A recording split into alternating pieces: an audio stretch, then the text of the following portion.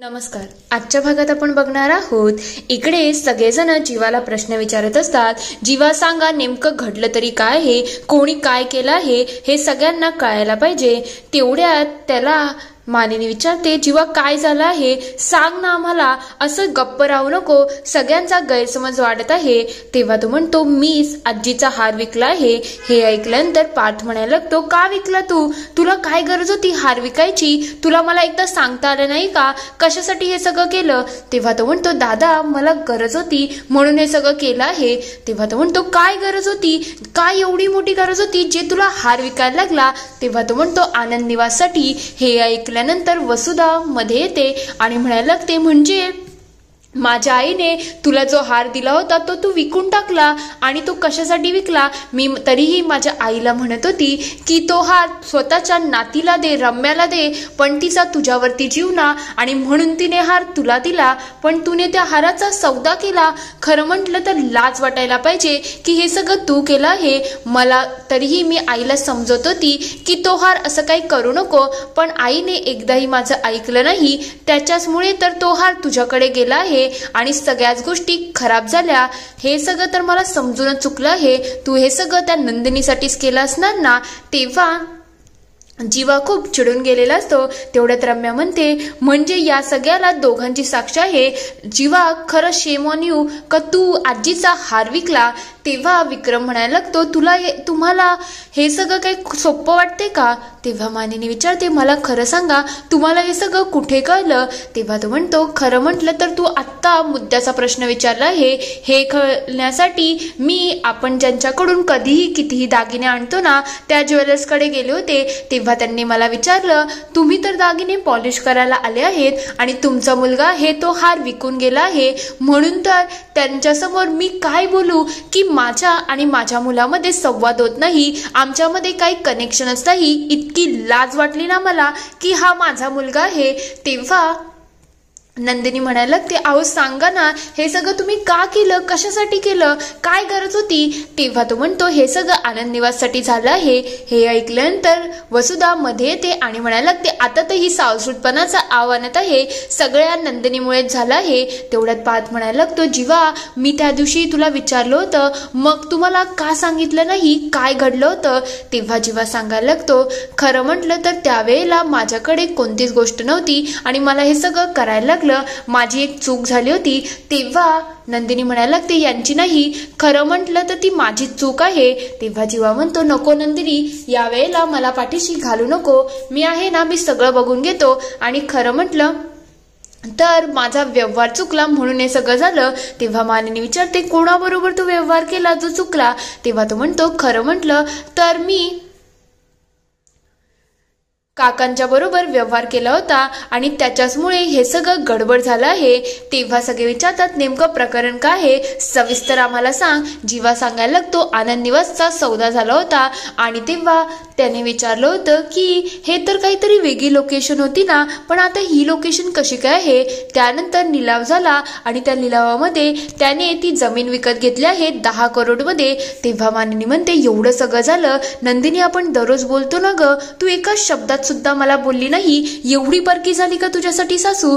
तेवढ्यात इकडे पार्थ सुद्धा चिडतो आणि म्हणतो, म्हणजे एवढ्या मोठ्या गोष्टी झाल्या पण तुला भाऊ म्हणून मला काही सांगोशं वाटलं नाही? कसा तू माणूस आहेस रे? तू एकदा मला काहीतरी बोलला असता तर आपण याच्यावरती काहीतरी सोल्युशन काढलं असतं ना.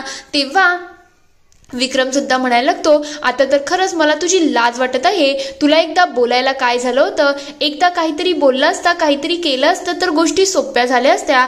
तेव्हा हे सगळं 10 करोड रुपये तू कुठून जमा केले ते सांगतोस का? तेव्हा नंदिनी सांगते, मी सांगते, यांनी मला सांगितलं होतं की 5 करोड यांचं शेअर मार्केटमध्ये होते आणि 5 करोडचा यांनी लोन काढला आहे. तेव्हा जीवा सांगतो, हे सुद्धा खोटं आहे. हे ऐकल्यानंतर नंदिनी अजूनच घाबरून जाते आणि म्हणायला लागते, हे सुद्धा खोटं आहे म्हणजे खरं काय आहे? तेव्हा विक्रम सुद्धा म्हणतो, काय ग तू सुद्धा एका शब्दाने काही बोलली नाही. तुला आठवण असेल त्या दिवशी जेवणाच्या टेबलवरती सुद्धा मी तुला विचारलं होतं की तुझ्या आनंद निवासचा कार्यक्रम चांगला झाला की नाही, पण कोणी एका शब्दात सुद्धा मला सांगितलं नाही. तेव्हा वसुधा म्हणते, बरोबर आहे, खरं म्हणजे एक दुसऱ्याला पाठीशी तर घालतात ते दोघं. आणि खरं म्हटलं तर हे सगळं जीवाने नंदिनीसाठीच तर केलं आहे. मग ती कशी काय तोंड खोलेल? तेव्हा रम्या म्हणायला लागते, मला असं वाटते जीवाने हे सगळं केलं असेल ते फक्त आणि फक्त आपल्या कंपनीमधून पैसे उचलले असतील. तेव्हा वसुधा म्हणते, जर त्याने कंपनीमधून पैसे उचलले असतील ना तर सगळ्यांना कळलं असतं, विक्रम समोर आत्ताच ही गोष्ट आली असती. तेव्हा ती म्हणते, अहो तुम्ही असं का आरोप करताय? जीवा काही खोटाडे नाही आहेत आणि ते चोऱ्या माऱ्याही करू शकत नाही. मी सांगितलं ना, त्यांनी शेअर मार्केट आणि लोन काढलं आहे आणि ते लोन सुद्धा ते वापस करणार आहेत. तेव्हा जीवा म्हणतो, हे सुद्धा खोटं आहे. हे ऐकल्यानंतर काहीच समजत नसतं की काय बोलावं. विक्रम विचारतो, हे सगळं मग तू पैसे कुठून जमा केले? मला आता तरी खरं खरं सांग. तेव्हा तो सांगायला लागतो की काही दागिने विकले आणि त्यानंतर मी माझ्या FD मोडल्या आहेत आणि जी तुम्ही माझ्या नावावरती जमीन केली होती ना ती सुद्धा मी विकून टाकली. हे ऐकल्यानंतर सगळे अक्षरशः रागामध्ये आलेले असतात. वसुधा म्हणायला लागते, अच्छा, ज्या जमिनीसाठी दादाने एवढी धावपळ केली ती जमीन तू विकली, हे सगळं तू का केलंस? तेव्हा नंदिनी विचारते, जीवा तुम्हाला हे सगळं करायची गरज नव्हती. इकडे पार्थ सुद्धा म्हणायला लागतो की तुला जर पैशांची गरज होती तर एकदा मला बोलायचं ना, मी तुला पैसे दिले नसते का? तेव्हा तो म्हणतो, हेच तर प्रॉब्लेम आहे, मी दरवेळेला सगळ्यांकडून का पैसे घेऊ? मला सगळ्यांच्या समोर मोठं बनायचं होतं, मला स्वतःचं काहीतरी सुरू करायचं होतं आणि त्याच्यासाठीच तुमच्या सगळ्यांच्या नजरेमध्ये मला इज्जत बघायची होती, त्याचमुळे मी हे सगळं केलं आहे. हे ऐकल्यानंतर विक्रम धडकन त्याच्या एक कानाखाली वाजवतो आणि म्हणतो, जीवा बस कर आता, तू मूर्ख आहेस हे समजून चुकलं आहे आणि तुझ्या मूर्खपणामुळे एवढी तुला माहितीये का तुझं फ्युचर व्हावं, तुला कोणाकडे हात पसरायला लागू नये म्हणून तर मी हे सगळं केलं आहे. ज्या माणसाशी मी साधे मैत्रीचे संबंध ठेवले नाही तू त्या माणसाबरोबर व्यवहार केला आणि सगळं खराब केलं आहे. जीवा खरंच आज लाज आणली तुम्हाला आणि खरं म्हटलं तर तुला तर खरं म्हणजे आजीनेच थोपडायला पाहिजे होतं, नाहीतर एवढं सगळं झालंच नसतं. ते लगेच काठी घेतात आणि जीवाला 4-5 का होईना अशा पाठीमध्ये धडाधड लाकडाने मारायला लागतात. हे सगळं बघून रम्या आणि वसुधाला खूप आनंद होत असतो. तेवढ्यात नंदिनी आणि बाकी सगळे मध्ये येतात.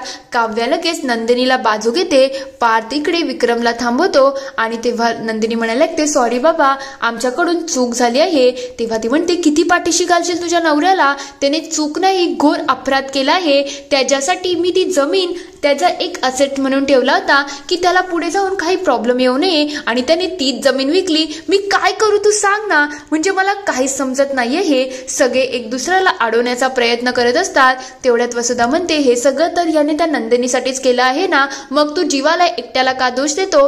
खरं म्हटलं तर आईचा हार आईला मी म्हणालीच होती की माझ्या मुलीला दे, कारण की जेव्हा यांच्या बायका येतील त्यांना आवडेल नाही आवडेल आणि त्या हाराची तशीच वाटोळ झालं आहे आणि सगळं खराब सुद्धा झालं आहे. या सगळ्यामध्ये या नंदिनीचा कारणीभूत आहे. तेव्हा रम्या म्हणायला लागते, बरोबरच आहे, नंदिनीच या सगळ्याची जबाबदार आहे. तिचंच ते आनंद निवास होतं ना, तिचा आनंद निवास गेला असतं म्हणून तर तिने हे सगळं केलं आहे. तेव्हा काव्या म्हणते, तुम्हाला ज्या गोष्टी माहिती नाही ना त्याच्यामध्ये तोंड चालू नका. तेव्हा रम्या म्हणते, जशी आम्हाला शिक्षा मिळाली ना तशी हिला सुद्धा शिक्षा मिळायला पाहिजे. तेव्हा काव्या म्हणते, तिने काय अपराध केला नाही आणि तुम्ही जे केलं आहे ना त्याच्या पुढे तर कोणी कितीही मोठी शिक्षा नाही बघू शकत, कारण की तुमच्या ज्या शिक्षा आहेत ना त्या बरोबरच आहेत. तेव्हा वसुधा म्हणते, अच्छा, या घरामध्ये आता न्यायासाठी ही गोष्टी बदलणार का? तेव्हा काव्या म्हणायला लागते, मी काही चुकीचं बोलतच नाही आहे आणि तुम्ही जे करताय ना त्याला आगीमध्ये तेल टाकण्यासारखं बोलतात आणि उगाच नंदिनी ताईवरती आरोप करू नका. तेव्हा वसुधा म्हणते, मी काय चुकीचं बोलते? मी सगळं बरोबरच बोलत आहे आणि जीवाने तर चूक केलीच आहे आणि नंदिनीने त्याला पाठीशी घातलं आहे कारण की तिचा आनंद निवास दावावरती लागला होता ना. तेव्हा काव्या म्हणते, अगं गप्प बसा आणि रम्या तू तर सगळ्या गोष्टीमध्ये नाक घुसवणं बंद कर आणि ताईला काय सिच्युएशन होती हे मला माहिती आहे कारण की त्यावेळेला काही बोलताच आलं नाही. तेव्हा ते विचारतात, मग तुला हे सगळं कसं कळलं? तेव्हा ती सांगते, मला ताईने सांगितलं होतं. ते ऐकल्यानंतर सगळ्यांच्या चेहऱ्याचा रंग चढून गेलेला असतो. इथे एपिसोड संपतो. पुढील भागात आपण बघणार आहोत. इकडे जीवा माफी मागत म्हणत असतो, बाबा मला माफ करा, खरंच मी असं पुन्हा करणार नाही. तेव्हा तो म्हणतो, ठीक आहे, तू वाटेल ते करायला तयार आहे ना? उद्यापासून ऑफिसला यायचं आणि मरेपर्यंत काम करायचं हे आठवण ठेवायचं. ते लगेच चिडून तिथून निघून जातात. दुसरीकडे काव्या पार्थला समजवण्याचा प्रयत्न करत असते पण पार्थ काही ऐकण्याच्या मनस्थितीमध्ये नसतो. तेव्हा तो म्हणतो, पूर्ण दिवाळी आपण एकत्रच होतो ना, असताना सगळं काही एकत्र सेलिब्रेट केलं, पण तुम्ही एका शब्दानेही मला काही सांगितलं नाही. आता तुम्हाला जे करायचंय ते करा, मला काही सांगायची गरजच नाही. हे ऐकल्यानंतर काव्याला थोडं वाईट वाटतं. इथे हा पूर्ण एपिसोड संपतो. आता खरंच काव्य आणि पार्थमधला गैरसमज दूर होऊ शकेल का? तुम्हाला काय वाटतं ती मला कमेंटमध्ये नक्की कळवा. व्हिडिओ आवडला असेल तर लाईक, शेअर, सबस्क्राईब करायला विसरू नका. Thank you for watching.